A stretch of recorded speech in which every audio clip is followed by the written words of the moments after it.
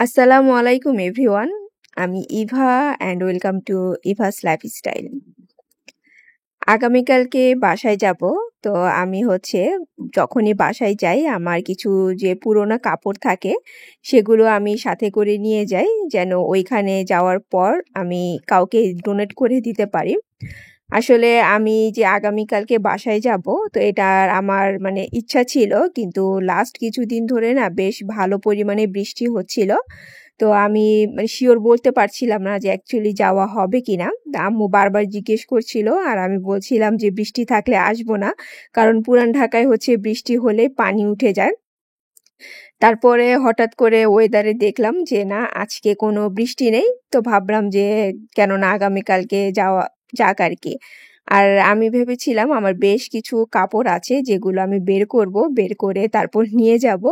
কিন্তু ওই যে যাওয়ার প্ল্যান মানে যাব কি যাব না এটা চিন্তা করতে করতে আর সেগুলো বের করা হয়নি।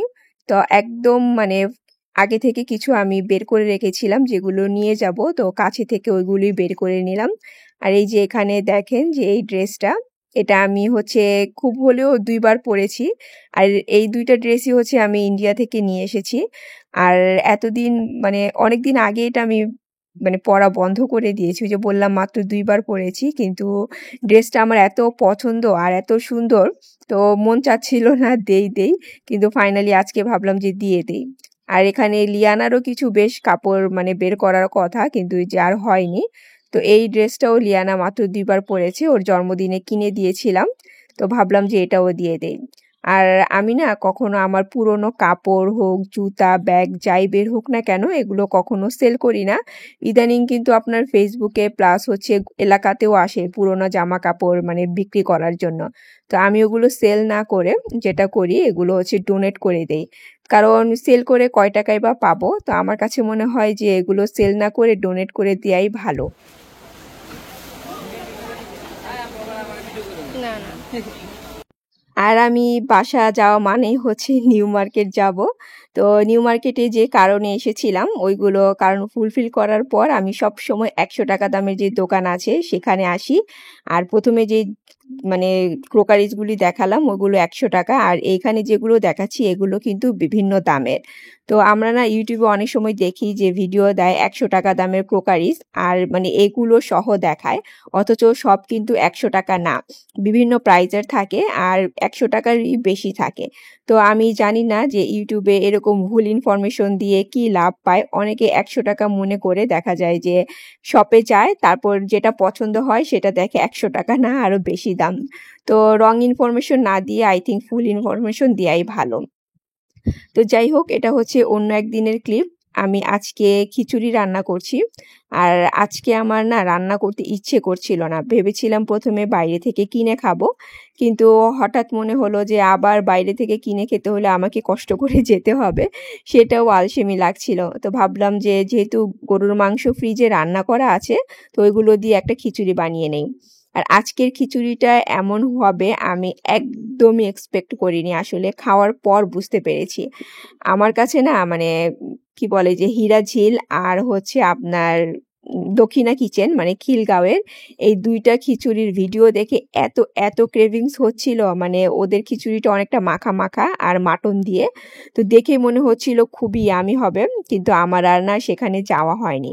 তো আজকে যখন আমি খিচুড়িটা রান্না করলাম আর খাওয়ার পর এটার লুকসটা একদম সেম টু সেম এসেছিল, যে হীরা ঝিলের খিচুড়ি যেমন হয় প্লাস দক্ষিণা কিচেনের ওই রকম। তবে টেস্ট কেমন সেটা আমি বলতে পারবো না, কারণ আমি তার ওই রেস্টুরেন্টগুলোতে খাইনি।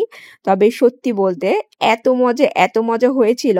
আর আমার খাওয়ার পর মনে হচ্ছিল যে আরে আমি তো এই খিচুড়ি এতদিন ধরে খেতে চাচ্ছিলাম, আর আজকে সামহাও আমার হাতেই হয়ে গিয়েছে। তো আলহামদুলিল্লাহ। আচ্ছা, আমার ডাইনিং মানে রুমের যে কেবিনেট আছে এই সম্পর্কে আপু আপনি যে জানতে চাচ্ছিলেন আমি আরো একবার বলে দিচ্ছি। আপনি হয়তোবা আমি যে ভিডিওতে বলেছিলাম সেটা দেখেননি, কিংবা ওই জায়গাটুকু স্কিপ করেছেন কিংবা খেয়াল করেননি। আর আমার ডাইনিং কেবিনেটের মানে চওড়া যেটাকে ওয়াইড বলে ওইটা 56 ইঞ্চ, হাইট আপনার 6 ফিট, আর উপরের ডিপ যেটা মানে মাঝখানে তো ফাঁকা রেখেছি, সো উপরের ডিপ হচ্ছে 13 ইঞ্চি থেকে একটু বেশি, আর নিচের ডিপ হচ্ছে 16 ইঞ্চি। মানে আমার কিচেনে যে ক্যাবিনেট আছে এটার যতটুকু ডিপ আমি দিয়েছি ওইটার চেয়ে একটু কম দিয়েছি।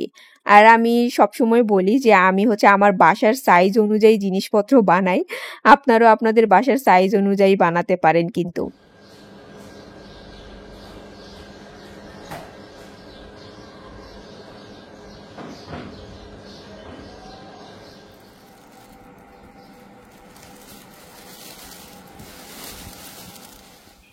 এই যে এখানে জারটা দেখতে পাচ্ছেন, এটা কিন্তু খুবই ফেমাস আর কমন জার হয়ে গিয়েছে এখন।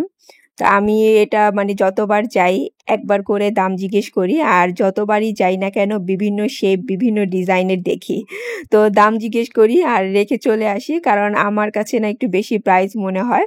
তো এইবার গিয়ে আমি সামহাও এটা নিয়ে চলে এসেছি, কারণ লিয়ানা খুব মানে পছন্দ করেছিল এই জিনিসটা। আর এখন হচ্ছে আমি 100 টাকা করে কি কি কিনেছি সেগুলো দেখাই। এটা হচ্ছে মগ, এটা আমার ভাই চয়েস করেছে। তো আমি এটা খেয়াল করিনি, হঠাৎ করে বলছিল যে আপু দেখো মগটা কত সুন্দর, তো এটা দেখার সাথে সাথে নিয়ে নিয়েছি। আর সে আমাকে এটাও বলছিল যে আপু আগে জানলে তোমাকে আমি এটা দেখাতাম না। তারপর এখানে কিছু আমি পেয়ালা কিনেছি মানে বাটি, কারণ এগুলো না প্রায় সময় দেখা যায় যেহেতু রাফ ইউজ করি হাত থেকে পড়ে ভেঙে যায়, সব সময় আমার হাত থেকেই পড়ে। ইদানিং হচ্ছে আমার একটা হাফ প্লেট তারপর হচ্ছে এরকম একটা যে বাটি সেটা ভেঙে গিয়েছে। আর এইটা কিন্তু বেশ ভালো বড় সাইজই, তো এটাও 100 টাকা। আর এইটা দেখে তো মানে আমার কাছে মনে হচ্ছিল যে 100 টাকা হিসেবে ওর্থ ইট, যদিও এখানে যে যে প্রোডাক্ট আছে সবই 100 টাকা হিসেবে ওর্থ ইট, তো আপনাদেরকে একটু চয়েস করে তারপর হচ্ছে বেছে নিয়ে আসতে হবে। তো মানে লোক তো খালি বলছিল যে আপা এটা নেন সেটা নেন। তো আমার ভাই বলছিল যে কিছুদিন পর আমার বোন হচ্ছে এই যে 100 টাকা মানে দামের জিনিসের সব দিবে, কারণ আপনার এখান থেকে তো সব কালেকশন ভালো না, দেখা যায় আপু ভালো ভালো কালেকশন চয়েস করে নিয়ে যাবে আবার সেগুলো ইউজ করে 80 টাকা করে বিক্রি করবে। তো যাই হোক, এই হচ্ছে আমার 100 টাকা করে কেনা কিছু জিনিস।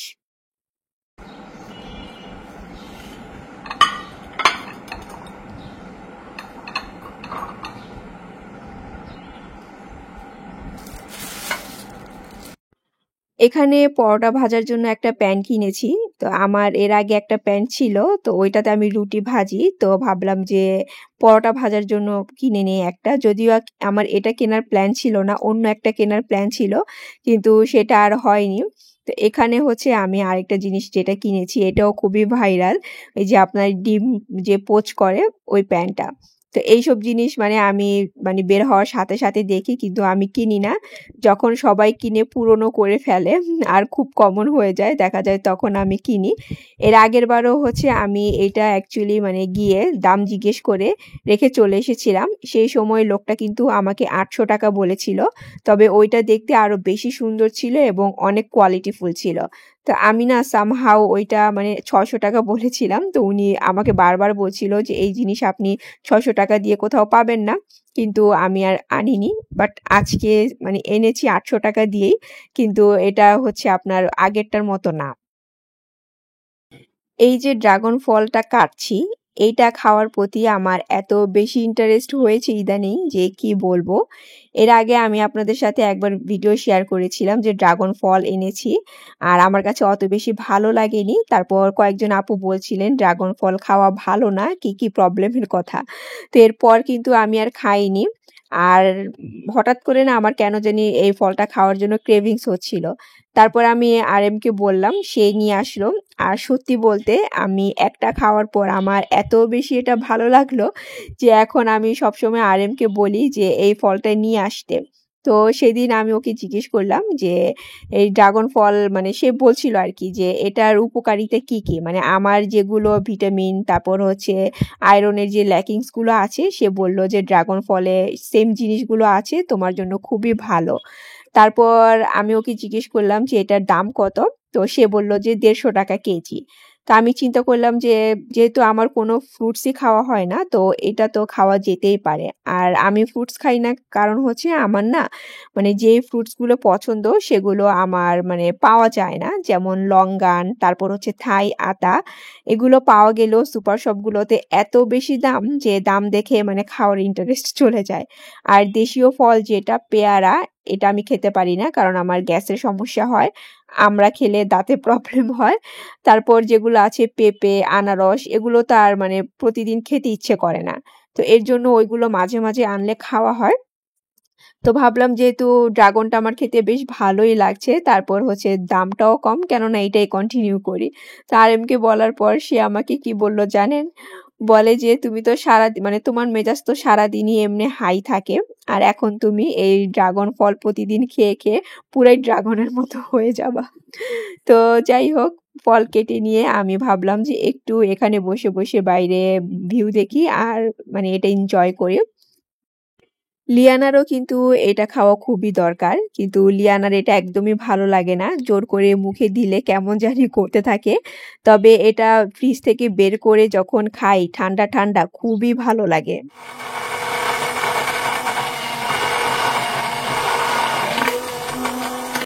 আমি এখন মেয়োনিজ বানাচ্ছি। তবে মেয়োনিজ বানানোর কথা শুনে কেউ যাবেন না। কারণ আজকে আমি ডিম দিয়ে বানাচ্ছি না। আজকে বানাচ্ছি হচ্ছে দুধ দিয়ে। তো সবসময় তো ডিম দিয়ে বানাই। আজকে আমার কাছে মনে হলো যে কেননা আমি একটু দুধ দিয়ে ট্রাই করে দেখি। তবে এর আগেও আমি দুধ দিয়ে ট্রাই করেছিলাম মানে লিকুইডটা দিয়ে, ওইটা দিয়ে বানাতে খুবই সময় লেগেছিল। তো ভাবলাম যে কেননা আজকে গুঁড়ো দুধ দিয়ে ট্রাই করি। তো আমি মানে সামান্য পরিমাণ লিকুইড দুধের সাথে গুঁড়া দুধ দিয়েছি আর বাকি মেয়োনিজ বানাতে যা লাগে সবকিছু দিয়েছি। আর বিশ্বাস করেন এই মেয়োনিজ খেতে এত মজা হয়েছে যে আমার কাছে মনে হচ্ছে যে আমি ক্রিম টাইপের কিছু একটা খাচ্ছি। মানে কি বলবো মানে মুখে লেগে থাকে। ডিমের মেয়োনিজকে বলে ওইদিকে থাক। মানে এত মজা। যদিও ডিমের মেয়োনিজ বানাতে আমার হচ্ছে ২ থেকে ৩ মিনিট সময় লাগে। এটা অলমোস্ট মানে ৫-৬ মিনিট লেগেছে। কিন্তু এত মজা! তো আমার কাছে মনে হয়েছে যে এখন থেকে আমি এটাই বানাবো। আচ্ছা, লাস্ট ব্লগে যে আমি বায়োজিনের প্রোডাক্টের রিভিউ দিয়েছিলাম, তো ওইটা দেখে একজন আপু বলছিলেন বায়োজিনের প্রোডাক্ট নাকি একদমই ভালো না। আবার আরেকজন আপু বলছিলেন আমার মতো সেম হচ্ছে আপুর স্কিন এবং এই প্রোডাক্টগুলি আপু ইউজ করে আর উনার কাছে খুবই ভালো লেগেছে। তো আমি কিন্তু আপনাদেরকে লাস্ট ব্লগে বলেছিলাম যে একই প্রবলেম দেখা যাবে অনেকেই ফেস করবে এবং সেম প্রোডাক্ট ইউজ করার পরও একজনের স্যুট করবে আরেকজনের করবে না। তো আমার ক্ষেত্রেও কিন্তু সেম প্রবলেমগুলোই হয়।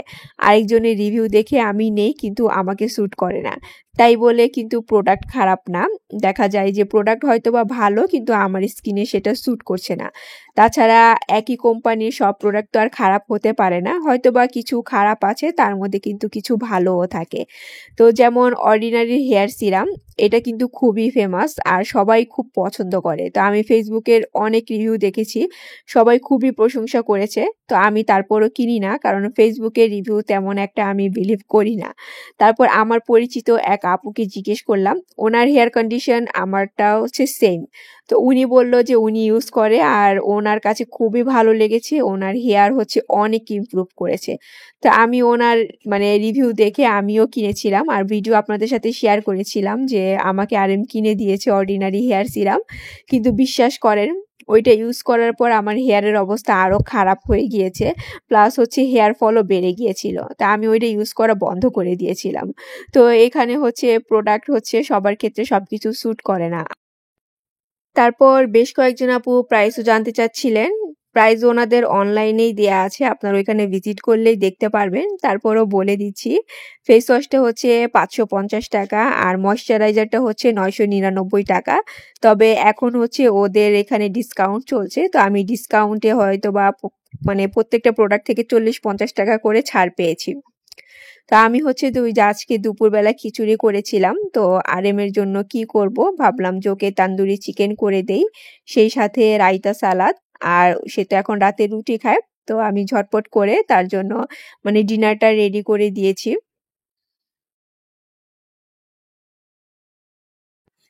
সেদিন হঠাৎ করে আকাশটা এত সুন্দর লাইটেনিং হচ্ছিল, আমি জানি না কার কার এলাকা থেকে এটা দেখা যাচ্ছিল। তো ভাবলাম যে একটু রেকর্ড করি দাঁড়িয়ে দাঁড়িয়ে।